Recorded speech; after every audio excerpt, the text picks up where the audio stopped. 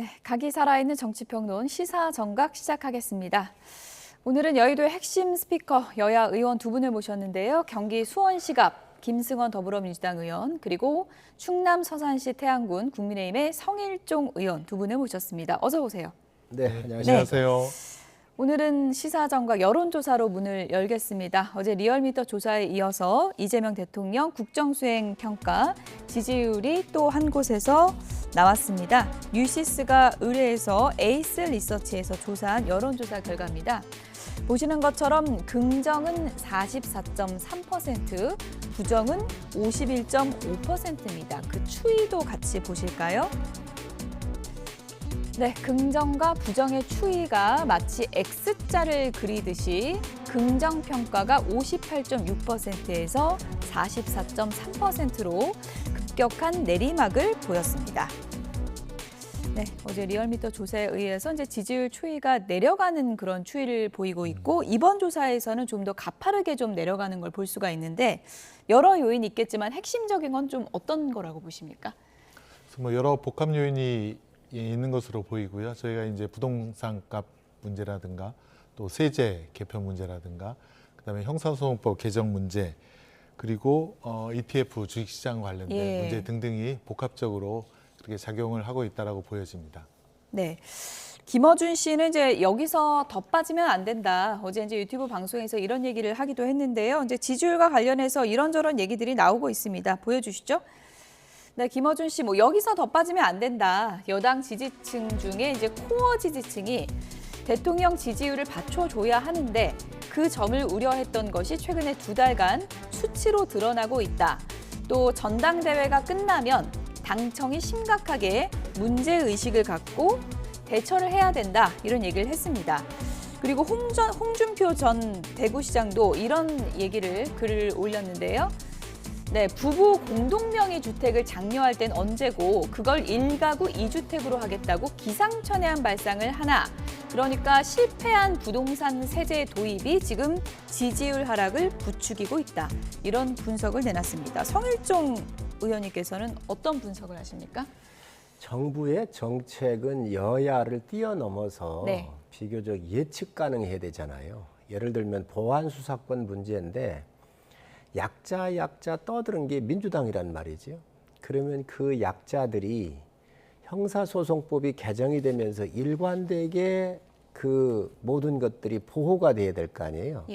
그래서 우리가 장윤기 사건이나 또는 부산의 돌려치기 사건 같은 경우에서 다 봤단 말이죠. 그런데 이 형사소송법을 왜 개정을 하지요? 국민을 위해서 개정하는 거 아닙니까? 그런데 민주당은 정권을 위해서 개정을 했다고요. 이게 감정적으로 했다고요. 노무현 대통령의 어떤 검찰의 강압 수사 같은 경우를 해가지고 그 단적인 예가 김용민 의원이 노무현 대통령의 묘역에 가가지고 숙자 완료했습니다라고 썼어요. 그러니까 부산의 돌려치기 사건의 피해자께서 지옥에나 가라가 쓴 거 아닙니까? 아주 전 단적인 예라고 생각을 해요. 이러한 국가 정책이 일관성이 있어야 되거든요. 그러면 하나를 좀 물어볼게. 그러면 노무현 대통령에 대해서만 검찰이 그렇게 했습니까? 박근혜 대통령, 이명박 대통령도 똑같이 수사를 다 했습니다. 그런데 이게 약자를 보호한다고는 무슨 2중, 3중으로 해야 되는데 이 보안 수사권을 검찰이 갖고 있던 것을 없애버린 거잖아요. 그러니 이런 부분에 대해서 국민의 심판이 따가운 것이지요. 세제 개편안 관련해서는 어떻게 보십니까? 물론 당연히 세제 개편안도 그렇습니다. 한 집에 집을 가지고 30년, 40년 살았던 분들한테 그 집값이 올라갔다 그래서 팔아라. 다른 데가 살아라. 이거 내쫓는 거예요. 주거 이전에 이 자유라고 하는 것은 헌법상 보장이 되어 있는 겁니다. 그런데 이러한 부분들을 일관성 없이 지금 흔들고 있는 거 아닙니까? ETF도 마찬가지입니다. 여기에 레버리지도. 또 ISA도 마찬가지고. 이 일관성이 없는 정책에 의해서 지금 국민들이 실망하는 건데 이건 국정기조를 빨리 바꿔가지고 일관성을 가져야 합니다. 그래야 대통령의 지지율이 떨어지지 않을 수 있습니다. 부동산 세제 개편안 찬반 여부에 대한 여론조사 결과도 있는데, 일단 찬반의 이제 비율을 보면은 여러 이제 여론조사 업체에서 조사를 하고는 있지만 반대가 상당히 좀 높은 여론조사가 많이 나오고 있습니다. 이 여론조사에서도 지금 반대가 43.9%. 최근에 이제 서울 지역의 지지율도 많이 빠져서 민주당 의원들도 좀 걱정을 하고 있다는 목소리도 있고. 있고요. 이게 정식적으로 이제 굳어지기 전에 좀 수정이 필요하다고 보십니까? 뭐 개편 아니기 때문에 네. 아직도 폭넓게 의견을 수렴하고 있다라고 말씀을 드리고 싶고요. 뭐 제가 볼 땐 이재명 정부는 공정하고 좀 정의로운 시스템을 만들기 위해서 노력을 하고 있는 것 같습니다. 예컨대 보안 수사권 문제만 하더라도 네. 검찰에게 수사와 기소 또 모든 권한을 줬더니 70년 동안 이제 국민들께서 보신 바와 같이 여러 폐해가 있었고 또 검사하다가 옷 벗고 나오면 1년 안에 3, 40억 혹은 100억까지 버는 그런 구조라든가 또 검찰이 보안 수사권을 갖게 됨으로써 거기에 정관 변호사가 선임됨으로써 사회적 약자에 대한 사건이 불공정하게 처리되는 그런 것들을 많이 보셨거든요. 예, 근데 쿠팡 노동자의 퇴직금 사건이 그런 거지 않습니까? 그래서 이번에는 선진 형사 사법 체계를 갖춘 국가와 마찬가지로 수사 기소를 분리해서 서로 견제하게끔 그렇지만 중요하고 긴급 사건은 서로 협력하게 이렇게 만들자는 것인데 이번에 형사소송법을 제가 중심에서 이제 개정한 의원으로서는 예. 가장 달라진 점은 네. 경찰이든 검찰이든 수사라든가 기소에 있어서 왜곡하지 못하도록 모든 과정을 시간 순서대로 빠짐없이 다 기록하도록 되어 있고 수사 과정의 모든 증거와 자료들도 다 녹화 혹은 녹음해서 전자화시키도록 되어 있습니다. 그래서 장윤기 사건 같은 경우에는 현장에 있던 증거를 누락했다는 것인데 예. 그때도 경찰관이 이제 바디캠을 갖고 와서 현장을 다 촬영하고 예. 다 그것을 보관하도록 그리고 사후에 언제든지 검증을 받을 수 예. 있도록 해놨기 때문에 예.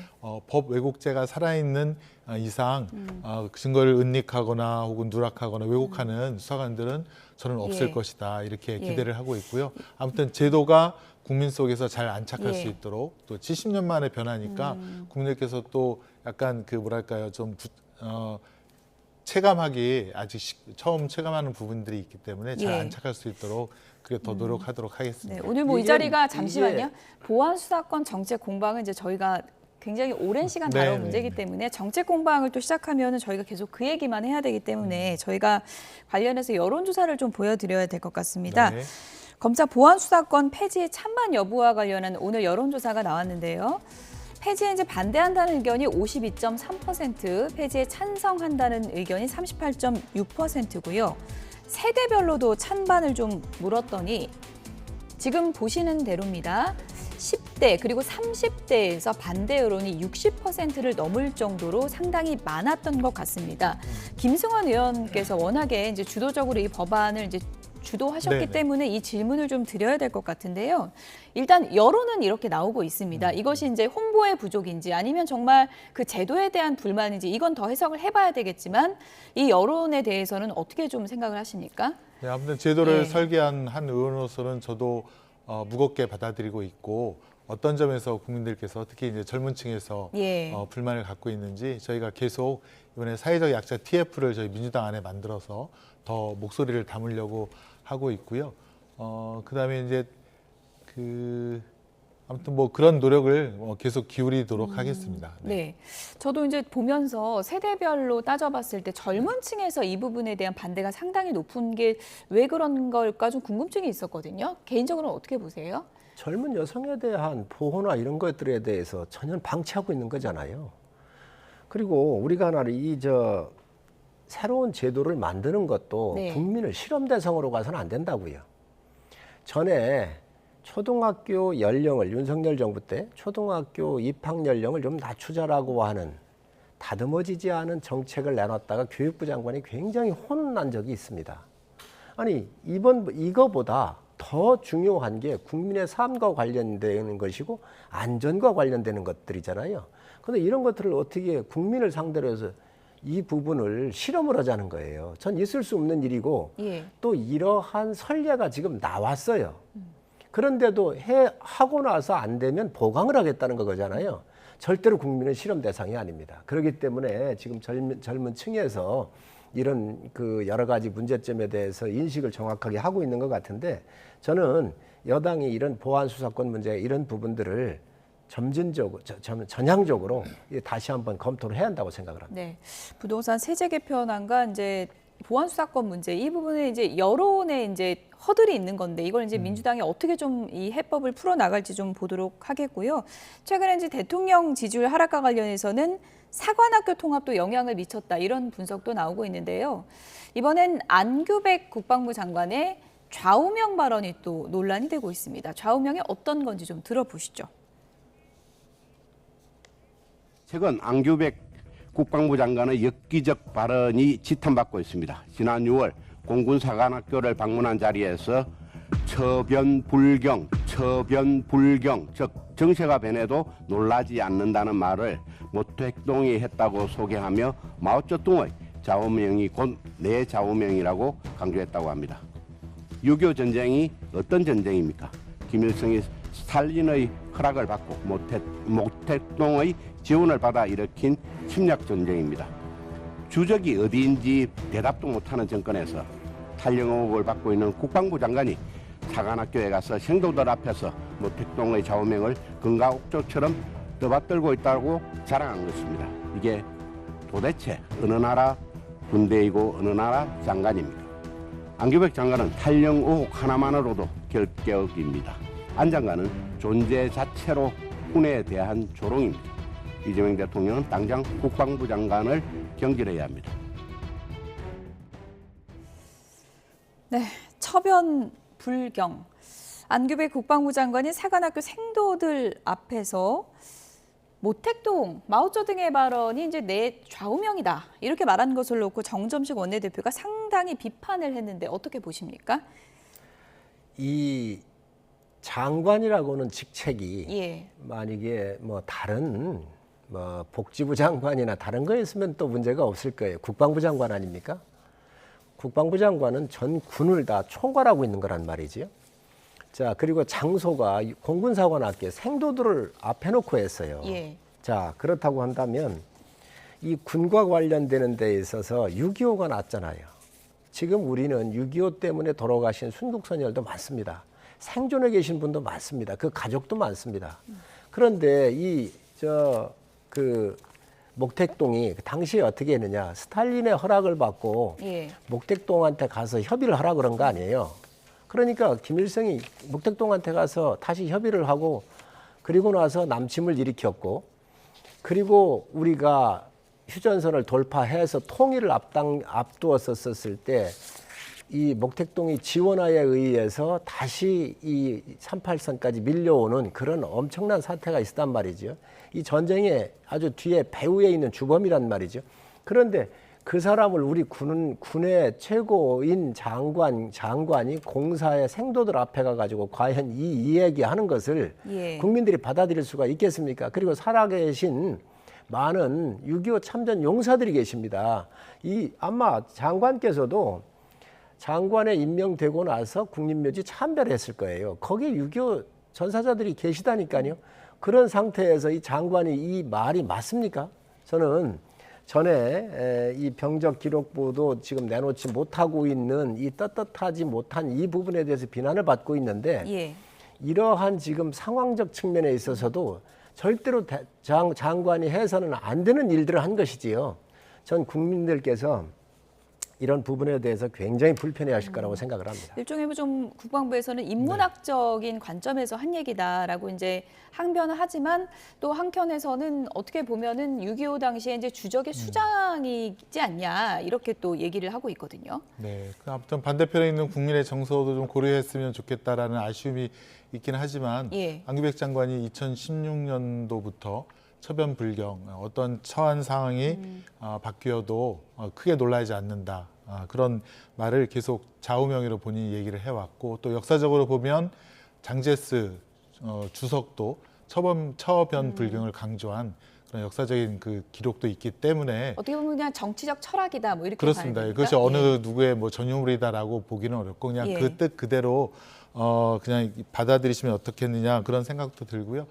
또 하나는 좀 아쉬운 점은 그 정점식 대표님이 하시니까 예. 또 공안검사 출신이시잖아요. 모든 걸 다 이렇게 공안적으로 다 연결해서 색깔론을 또 입히는 거 아니냐. 예. 지금 AI 시대고 예. 세계적인 대전환의 시대인데 아직도 그런 색깔론을 입혀서 공격하는 것은 정치의 발전에도 바람직하진 않다. 그런 생각이 드는 건 사실입니다. 네, 그러니까 뭐 적국의 수장이라기보다는 그냥 인문학적으로 정치 철학적으로 언급한 말이다 이런 뭐 반박에 대해서는 어떻게 들으셨습니까? 신분이 국방부 장관이라니까요. 그리고 장소가 공군사관학교고 생도들이라니까요. 거기에 6.25를 일으키는데 배후에 이 전범이 목택동인데 그 사람을 얘기하는 게 맞냐는 거지요.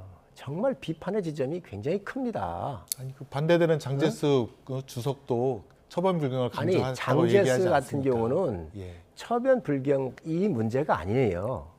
장제스는 6.25의 참전에 무슨 뭐 큰 이 책임이 없잖아요. 그런데 우리 지금 여기 6.25로부터 얼마나 많은 국민과 군인들과 피해자가 많습니까? 이 피해자가 살아 계신데 국방부 장관이 이 이야기를 한다고 한다면 다른 장관이 얘기했다고 그러면 우리 김승원 의원님께서 말씀하시는 논리를 국민들께서 덮어줄 수 있을 거라고 생각을 합니다. 그런데 국방부 장관은요, 이 역사 인식과 군에 대한 이해도가 정확하게 있어야 돼요. 군의 역사도 지금 모르고 있는 거잖아요. 6.25 역사를 알았다고 한다면 어떻게 여기에 공사에 가서 이런 이야기를 할 수 있냐는 거죠. 더군다나 미래의 장교가 될 생도들 앞에서 당시의 책임이 이렇게 큰 목택동이를 좌우명을 내 좌우명이다라고 얘기할 수 있냐는 것이지요. 그러니까 지금 다시 그 병적 기록부를 못 내는 거가 또 소환이 되는 겁니다. 예. 지금 김수현 의원님 반박도 이 좀 자질의 듣겠습니다. 문제가 있는 네. 겁니다. 아무튼 뭐 성일정 의원님께서는 이제 전 국방위원장이기도 예. 하시고 안규백 의원님과는 국방위에서 오랫동안 같이 일을 하신 거로 알고 있는데 네. 안규백 장관은 뭐 국가안이라든가 안보안에 대해서는 문제가 없다는 것은 아마 알고 계실 것 같고요. 예. 그래서 이 사태는 더 뭐 키우는 것 자체가 우리나라의 정치 문화라든가 그런 게 전혀 도움은 안 될 거라고 저는 생각이 됩니다. 네. 안규백 장관의 인품이나 여러 가지 것들에 대해서는 의원들 사이에서도 상당히 평이 좋습니다. 예. 그 부분은 뭐 얘기를 안 하고 있지요. 근데 그렇게 자, 공세를 강하게 하셨습니까? 자, 그런데 이 국방부 장관이라는 것은 공적 예. 자리거든요. 그렇잖아요. 의원으로서 활동하고 의원들과 관계도 좋고 이런 부분들이 인품적인 사적 관계지만 국방부 장관이기 때문에 이게 문제가 되는 거예요. 예. 글쎄요, 뭐 지피지기면 백전백승이다라는 말도 있듯이 예, 그런 걸 갖다가 알고 있는 것 자체가 무슨 문제가 되리라고는 이제 생각되지는 않는데 예, 그렇습니다. 네, 말씀하신 것처럼 이제 좌우명 논란이 일다 보니까 과거 탈영 의혹, 이 논란도 이제 다시 소환되고 있고 이에 대해 더해서 이제 국방부 장관 후보자 인사청문회 준비단이 이 탈영 이력을 이미 알고 있었다는 이제 취지의 폭로까지 나왔습니다. 이 관련 얘기도 녹취를 좀 들어보시죠. 안타까운 게 약간의 믿을 만한 그럴듯한 거짓말을 좀 하지 왜 그런 걸 사전에 준비를 못했을까 이야기를 했는지 모르지만 준비단에서는 알고 있었더라고요. 그 사람하고 제가 아주 잘 친합니다. 저는 같이 근무도 했고. 근거 없는 주장에 대해서 별도 입장은 없습니다. 그 주장하신 김영수 전 소령님을 명예훼손으로 고발하실 생각인가요? 별도 대응 계획은 없습니다. 허위 사실을 계속 주장하시는데 왜 고발은 안 하시는 건가요? 그분이 이미 고발장을 접수해서 수사가 진행 중이지 않습니까? 저희는 그 수사에 적극적으로 협조할 것이고 수사 결과를 기다리겠습니다. 네, 뭐 탈영 의혹에 더해서 이제 인사청문회 준비단이 알고 있었다. 이 내용을 이제 폭로를 했는데 국방부에서는 따로 이제 맞고소하거나 이런 대응은 하지 않겠다는 거거든요. 어떤 뭐 대응에 대해서는 어떻게 보십니까? 참 소극적 대응이죠. 이 소극적 대응은 인정할 수밖에 없는 것이지요. 아니 이 정도로 한다고 한다면 장관 직무를 볼 수가 없습니다. 지금. 그러면 그걸 장관 스스로가 증명해내야지요. 예. 그리고 이거는 인사청문회 할 때 제가 국방위원장을 하고 있었기 때문에 내용을 정확하게 압니다. 이게 다 많이 퍼져 있었어요. 그래서 의원들이 다 질문을 했고 예, 청문회 때요. 예, 그리고 학교에서 복학해가지고 공부했었던 그 학적 기록부하고 다 내놓고 이야기도 했어요. 예. 그리고 제가 직접적으로 얘기를 했습니다. 탈영을 영창을 갔다 왔다고는 이러한 제보가 있으니 이게 사실이냐고 직접 물어봤고 또 그게 해명이 명확치를 안 해가지고 상당히 경론이 있었습니다. 그 회의를 진행할 수가 없어서 예. 제가 정회를 선언을 하고 장관을 따로 만났습니다. 불렀습니다. 그래서 후보자한테 이거를 여야 간사와 위원장 3명만 보자. 그리고 어머니께서 밥을 해줬기 때문에 그게 문제가 돼서 이게 기록이 좀 보면 오해의 소지가 있다고 한다면 이걸 여야 간사위원장이 보고 문제가 없으면 우리가 이걸 덮겠다. 그리고 청문 보고서를 채택을 해줄 테니까 네. 이거를 좀 보자 이렇게 얘기를 했더니 장관 후보자가 당시에 이것을 반대를 한 겁니다. 그거 보면 더 큰 오해의 소지가 있을 수 있다. 예. 그렇기 때문에 보여줄 수가 없다라고 얘기를 했던 거예요. 그게 다시 불거진 거란 말이지요. 전 이거를 왜 클리어를 못하는지 예. 이거 못하는 것 자체가 인정하는 거거든요. 그래서 더 문제가 있다는 겁니다. 병적 기록 하나만 보면 이제 마침표를 찍을 수 있을 텐데 언론에서도 이제 재차 보도할 수밖에 없는 것이 이제 마침표가 안 찍혀서 그렇거든요. 글쎄요. 아무튼 인사청문회에서 송일정 의원님도 다 검증을 하셨고 예. 일단은 장관으로서 적합하다고 생각했기 때문에 예, 지금 이제 장관직을 수행하고 있는 건데 새로운 증거 없이 김영수 씨는 이제 전문 들은 사실을 갖다 얘기하는 사실은 뭐 법적으로는 크게 증거 능력도 없고 증명력도 본인도 뭐 없는 기록을 봤다는 얘기는 안 했습니다. 예, 그렇습니다. 예, 그런 것인데 예. 새로운 확실한 증거 없이 이거 의혹을 제기하는 것은 예. 또 다른 뭐 의도가 있는 거 아니냐. 그런데 안규백 장관이 추진하려고 하는 여러 가지 정책에 대해서 반대를 하기 사관학교 위해서 통합 이런 거 말씀하시는 그렇습니다. 겁니까? 반대를 예. 하기 위해서 안규백 장관의 또 인사청문회와 또 이게 지금 타령이면은 한 30-40년 전 얘기했네요. 그때 일을 갖다가 들어서 다시 또 그 약간 메신저를 공격하는 듯한 그런 생각이 듭니다. 네. 그거는 정확하게 얘기할 게 검증이 안 된 겁니다. 검증을 요구를 했지요. 그랬더니 개인정보 보호를 해야 되겠다. 그래서 제출을 안 한 거예요. 예. 안 한 게 지금 나온 거예요. 그리고 그 당시 야당은 청문 보고서 채택을 안 했습니다. 그랬더니 대통령께서 그냥 밀어붙여가지고 네. 임명을 한 것이고 그 임명이 됐으니까 어쩔 수 없잖아요. 그게 지금 나온 겁니다. 그렇기 때문에 여기는 더더욱 국방부 장관이기 때문에 지금이라도 이거를 얼른 내놔야지요. 이거 안 내놓는다고 하는 것은 50만 대군을 이끄는데 정통성이 없어요. 예를 같은 들어서 국방부 논리라면은 예컨대 윤석열 전 대통령은 탈령도 아니고 완전 미필 아닙니까? 그거 다 부동시라고 증명해냈잖아요. 해서 그럼에도 다 불구하고 증명했잖아요. 뭐 일상생활에 전혀 문제가 없고 또 탈영 문제하고- 부동시가 할 수 없는 그런 운동도 했다는 거 아닙니까? 그런 거는 왜 검증을 하자고 그렇게 치열하게 끝까지 추궁을 안 하십니까? 그러니까 아니, 그런 것들이 다 저는 의도가 있다라고 보는 겁니다. 아니죠. 부동시 같은 경우 다 그게 의료 기록이 다 있는 거예요. 지금 그래서 뭐 부동시 얘기 논란까지는 얘기할 자, 건 그래서 아니고요. 예. 이거는 더더욱 국방부 장관의 자질과 관련되고 통솔과 관련되는 문제예요. 그렇기 때문에 이거를 내놔야 한다는 거예요. 그러니까 지금 뭐 모피동의 이야기까지도 또 문제가 나오고 그러는 거 아니겠습니까? 그래서 저는 빨리 군의 네. 안정을 위해서도 장관께서 이 부분은 명확하게 클리어해 주는 게 예. 좋습니다. 어쨌든 뭐 사관학교 통합이라는 굵직한 국정 과제도 이제 국방부 장관이 키를 쥐고 이제 추진해 가야 하기 때문에 이런 논란들에 대해서는 국방부 장관이 좀 더 책임감 있게 해명을 하고 논란을 종결지어야 되지 않을까 그런 생각이 듭니다. 끝으로 민주당 전당대회 얘기를 좀 해봐야 될 텐데요. 이번 주말 이제 호남하고 수도권 대전을 앞두고 있죠. 여론조사 결과를 좀 보여드리겠습니다. 민주당 당대표 지지도 왼쪽이 호남이고요. 오른쪽이 서울입니다. 차이가 좀 있죠. 호남에서는 격차가 좀 벌어지네요. 57.7% 대 28.2%. 서울 같은 경우는 좀 붙어 있습니다. 김민석 정청래 후보 39.9% 대 34.5%입니다. 네. 물론 뭐 여론조사대로 결과가 나오진 않겠지만 네, 지금 네. 호남 표심 흐름은 어떻게 돼가고 있는 거예요?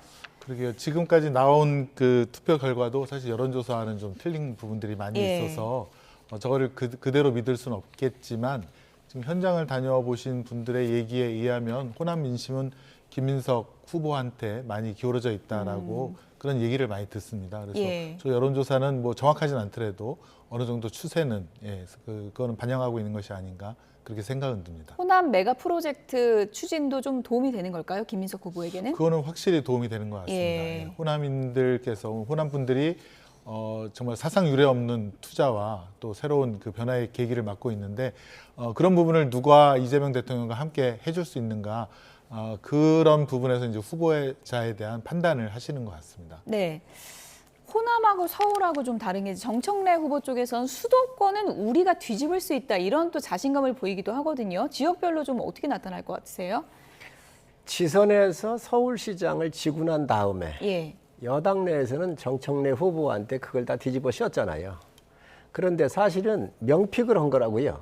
그렇잖아요. 정은호 후보를 대통령께서 뽑아 올려가지고 한 거거든요. 사실은 후보 자질에서 문제가 있었던 건데, 자, 그런데 지금 이러한 상황이 오니까 지금 김승원 의원님 말씀을 주셨는데, 이 메가 프로젝트라고 하는 것을 김민석 후보를 중심으로 해서 이 메가 프로젝트가 가동이 되고 있단 말이죠. 그 첫째는 1차 점검회의도 김민석 후보가 광주에서 후보 선언할 때 이게 앞에다가 놓고 발표를 했고, 예. 2차 점검회의는 이제 이번 주잖아요. 이번 주말에 있잖아요. 예. 거기에 놓고 또 기자회견 하기 전에 요걸 2차를 놔줬거든요. 근데 문제는 뭐냐. 국가의 큰 대사, 미래를 먹고 사는 이 800조가 들어간 사상 최대의 이런 큰 프로젝트에 예. 어느 후보를 위해서 지지를 받기 위해서 내주는 게 이게 정상이냐는 거지요.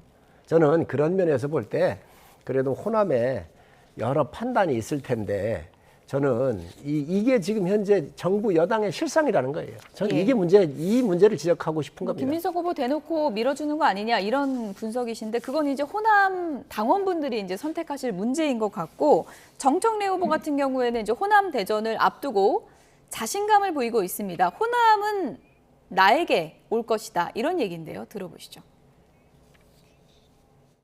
저는 호남, 서울, 경기 오기 전에 이렇게 1.48%인가요? 이 정도로 온 것이 기적이고 신기할 뿐입니다. 지금 국회의원들이 김민석 후보의 선거 구호를 현수막으로 내걸고 불공정 게임을 하고 있는 상태에서 이 정도 성적이면 우리 당원들께서 정말 피눈물 나게 정청래를 지지하고 있다라고 생각해서 감사드리고 실제로 광주 바닥 민심, 일반 권리당원들의 민심은 압도적으로 정청래입니다. 그리고 저한테 실제로 와서 귓속말로 그러세요. 아무리 그래도 그렇지 2002년 노무현 배신한 생각하면 아무리 그래도 그렇지 김민석은 아니잖아 이렇게 얘기를 합니다. 네, 그 귓속말을 해준 뭐 당원이 몇 명이나 될지 모르겠지만 어쨌든 호남 민심은 노무현을 배신한 사람이 아니라 내 편이다 뭐 이런 걸 강조하고 있잖아요. 저런 말이 어느 정도 소구력이 있을까요? 사실 정청래 후보께서는 지난 지선도 그렇고 호남에서 거의 상주하다시피 하면서 예. 스킨십을 넓힌 것은 맞습니다. 그래서 그런 거에 대한 뭐 고마움을 느끼시는 분들도 계시다고 제가 알고 있고요. 그렇지만 이제 전반적으로는 이제 3대 메가 프로젝트와 관련해서 요거를 잘 이끌어 나갈 수 있는 그다음에 당과 청이 함께 이제 소리 없이 일할 수 있는 그런 사람들을 선택하는 쪽으로 전략적인 투표를 할 것이다라고 하는 그런 의견들이 더 많은 것 같습니다. 네. 정치권을 꿰뚫어보는 성일종 의원님 끝으로 뭐 민주당 얘기지만 누가 될 것 같으세요? 공정한 게임을 한다고 그러면 정청래 대표가 유리할 것 같아요. 예. 왜 그러냐면 지금 메가 프로젝트에서부터 국회의원들이 거의가 네. 20, 30명 정도 되는지 모르겠어요. 정청래 후보는. 그런데 이런 상황에서도 지금 거의 팽팽하잖아요. 예. 차이가 없잖아요. 예. 정말로 공정한 게임이라고 한다면 전 정청래 후보가 될 것 같은데 네.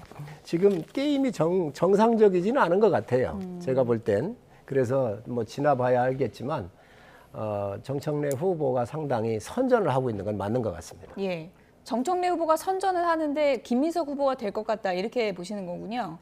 현재 상황은 예. 김민석 후보가 유리해 보이는데 네. 지금 서울과 경기에 예. 비교적 그래도 민주당의 전략적 판단을 하는 이러한 분들이 또 계시거든요. 그렇기 때문에 한번 좀 지켜봐야 될 것 같습니다. 네. 이번 주말 호남 수도권 대전 YTN을 통해서 결과를 좀 확인해 주시면 감사하겠습니다. 조금만 좀 말씀. 예. 성일종 의원님 견해에는 동의할 수가 없고 예. 제가 대통령님을 만나서 그런 어떤 사명감과 책임감이 가득한 말씀을 들었는데 어쨌건 이번에야말로 대한민국이 세계 속에서 정말 우뚝 설 수 있는 계기고 네. AI라든가 반도체라든가 이거는 속도전도 되게 중요하다. 그래서 쉼없이 지금 일하고 있거든요. 4년을 8년처럼 일하겠다고 하는 분인데 그래서 이걸 되게 동시다발적으로 예컨대 7박 11일 그 순방 외교 그 사실은 이제 반도체라든가 필요한 자원을 확보하기 위한 그 외교 아닙니까? 오자마자 또 7시간이나 예. 또 이제 부동산 세제 개편이나 이런 또 보고를 받았다는 거 예. 아니겠습니까? 그렇게 쉼없이 일을 하는데